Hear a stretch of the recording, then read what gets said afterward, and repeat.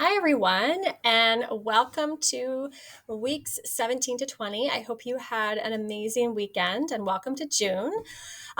This is hard to believe that we are already in June, although, like I've been saying all semester long, the time just flies by, and here we are. So, what I've done here is I've kind of put all the rest of the course together in one major document because really all we have left is the final performance task and the examination. So, that's the equivalent of 30% of your mark.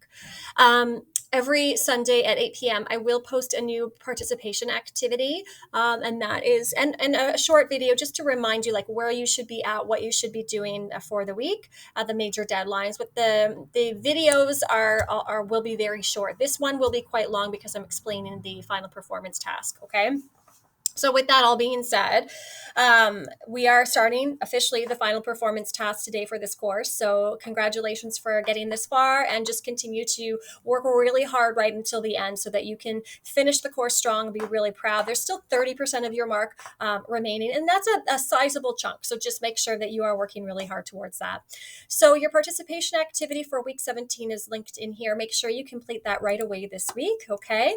And like I said, we are starting the final performance task. So this final performance task is worth 15% of your mark. I have a very hard deadline of Friday, June 16th by 3 p.m. At this point, after which point the Dropbox will close. So you do need to get this in by next Friday. So you do have 10 in-class days. So that's the equivalent of 15 hours of in-class time to complete it. It's actually more than that, or about the equivalent of that of in-class hours to work on this performance task. So much time. I do not, I absolutely should be done by next Friday. That is a hard deadline for that exact reason. If you don't get it done in time, it's because you really haven't been managing your time. And as we've learned with e-learning, that tends to happen. You tend to think, okay, I'm doing my performance tasks for my in-class courses. I'm just going to leave business leadership. But then if you do that, it obviously will show. Okay. So again, what I've done here is I've mapped out the entire rest of the course timelines for you. Again, I'll be posting updates every Sunday at 8 p.m. as usual, and that will include your participation activity every week. That's for your attendance check, so please do those. All right, and so here it is. So for week 17, we're rolling out the performance task. I'm just going to get to that in a minute.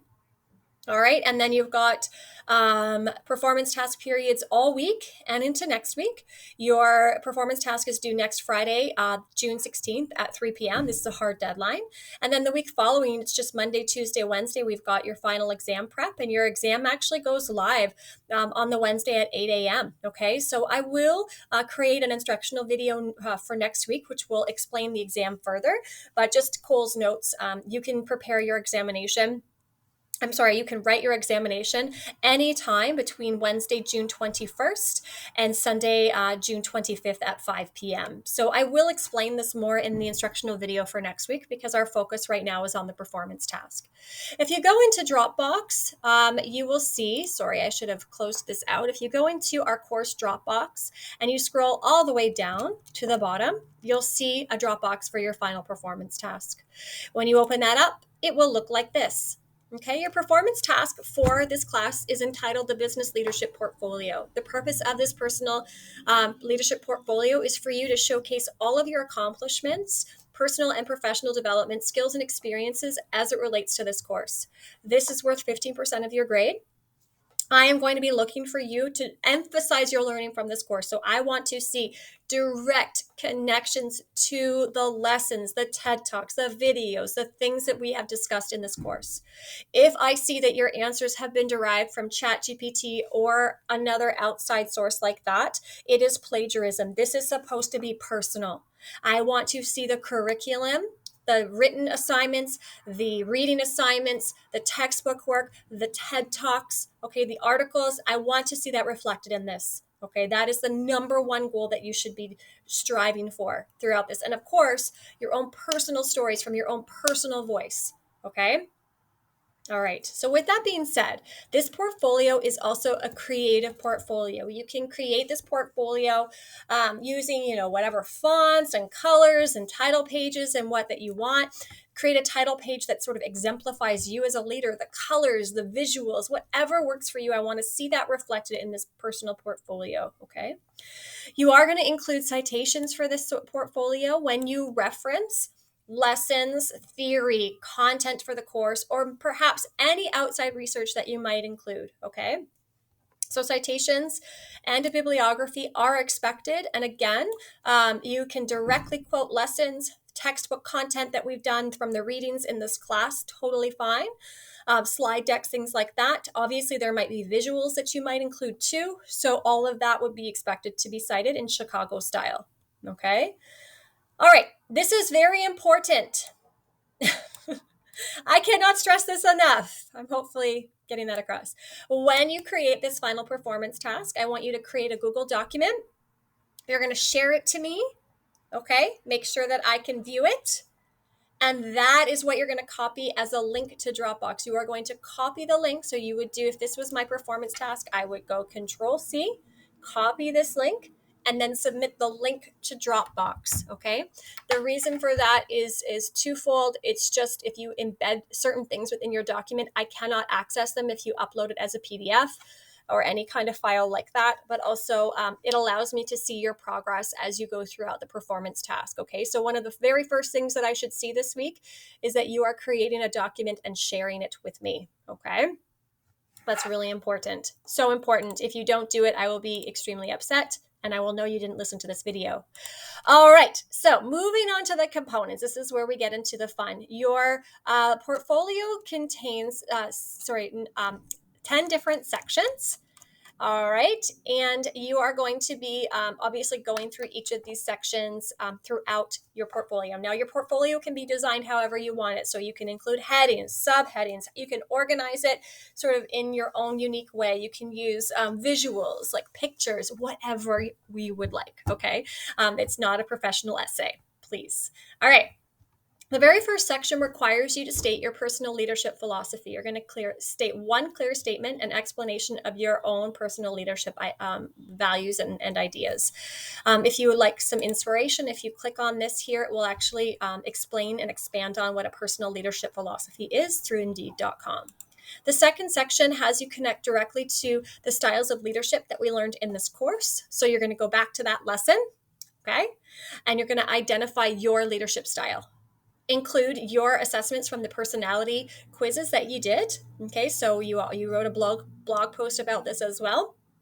Include your own personality assessments and your self-analysis as it connects to your leadership style. Make sure you're expanding on examples of situations where you've already taken this leadership role and how you demonstrated this leadership style in this example. Do not just address these points, reflect on them and your journey within this course. Okay. The third section is the management decision making section. So you're going to have a case study given to you. It's based on management and planning. So you're going to review the following scenario here, which can often occur in the workplace, using the steps we learned in the planning process experience that we have in our lesson. Determine what you would do as a manager in this scenario. So again, you have to go back to the planning process lesson and then decide how you would make your decision making as to what to do in this scenario based on what you just expanded on in this section on your leadership style. So you're going to read the scenario and then, like I said, go through those steps.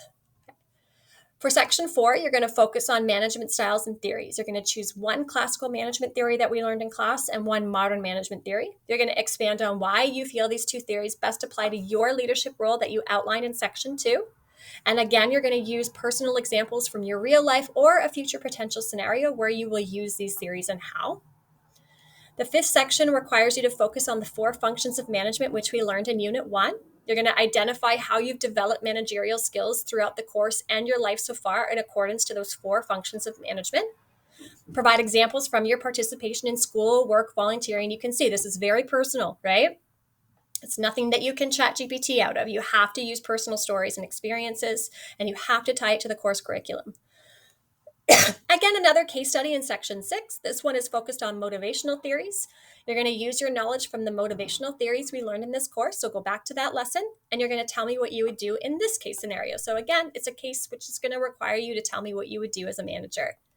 The 7th section is going to force you to focus on outlining your immediate, medium range, and long-term career goals.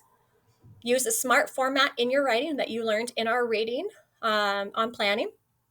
and make sure that you make them specific to your future career goals and your immediate career goals as a grade 12 student or graduate. The eighth section is acquiring knowledge. What we learned in this course is that you are not an island, right? Your success is going to be based on the network that you create and how you remain connected to that network and how much you ask for help. So you're challenged to interview in this course several different people, including 3 teachers and 2 different role models or leaders within your network.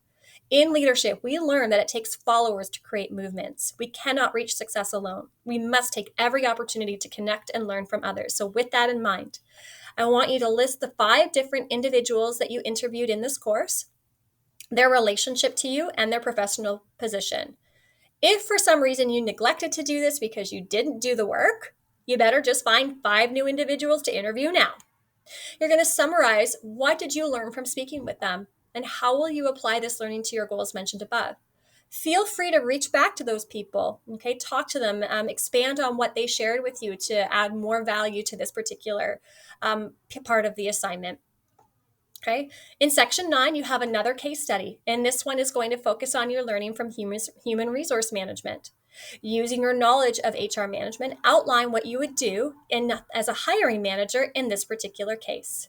So again, I really want you to focus on the reading that we did as well as the lessons on human resource management. I should see that very much reflected in your answers. In section 10, you will create a leadership statement. To culminate your portfolio, you will prepare a 2 to 4 minute recorded interview interview video of yourself. You must be present in the video.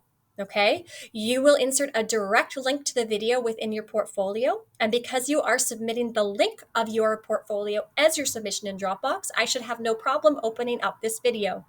I do recommend publishing it as an unlisted YouTube video. That makes sure that I can access it no matter what.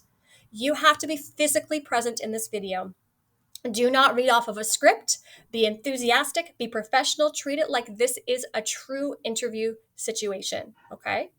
Within your video, you must include what type of leader are you and who will you be? Are you the lone nut or are you the first follower? What makes you a leader? Guiding quote, a statement of your very favorite leadership quotation with reference to the source that will go into your Chicago bibliography, and an explanation of this quote and how it connects to your leadership development. And your greatest takeaway from this course. This video should not be more than 2 to 4 minutes. So you can't be wordy. You have to choose your words very carefully, just as you would in a timed interview, which is typically how interviews go. I just recently did an interview for e-learning, which I did get, yay. And literally they tell you how much time you have. You have about 30 seconds to read the question and generate an idea, and then you have 2 minutes to deliver your answer. So again, how you speak for yourself, you want to create this video, you want to recite it, rehearse it, practice it, and refine it before you record yourself, okay? All right, so again, what I'm looking for, this is a creative personal portfolio. So I want to see a clearly developed theme that is linked to your overall leadership style, and it's presented throughout the entire portfolio. So think colors, fonts, branding. Make sure you have a creative cover page with your personal information that captures both your theme and who you are as a leader. A thematic titled photo of you. Generate ideas from your blog. You can decide on the format of your portfolio. Keep in mind that it should be visually appealing and the components should be broken up into clear sections and headings. Graphics and visuals can be included, but this does need to be done in a Google document and shared with me, and obviously copied in that link as your submission. Okay, but otherwise you can be creative as to how you put it together. Here's a checklist of all the things I'm going to be looking for to make sure that you optimize your success on the portfolio in terms of achieving the, a level 4 plus. And the rubric has been attached in here as well if you're interested in just seeing the mark breakdown, but it is marked out of 100, okay? And you can see the mark breakdown in the rubric that has been attached. So that's it. That is our final 15% performance task. I'm pretty excited about it. I think it's a great opportunity to showcase and culminate all the learning that you've done.